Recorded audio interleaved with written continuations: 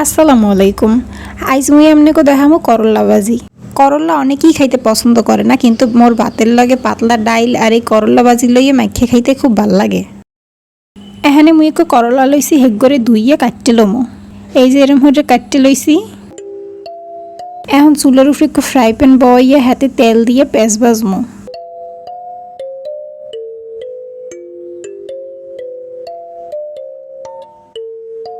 পেঁয়াজ হালকা ভাজা হয়ে গেলে এখন এর মধ্যে দিমু সেই কাটা করল্লা, কুচি কুচি হয়ে কাটা আলু, নুন, হলদের গুঁড়া, মরিচের গুঁড়া আর কাঁচামরিচ দিয়ে লাইটে সাইডে মাখিয়ে লমু।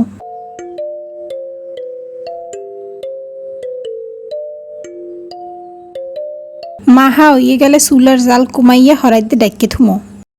4-5 মিনিট পর হরা উড়াইয়া একটু লাইটে সাইডে দিমু।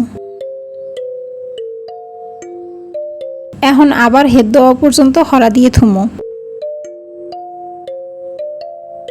সুন্দর মতো এককালে হেদ্দ হয়ে গেছে, কিন্তু একটু বাজা বাজা হরণের লেগে আর ডাকমু না।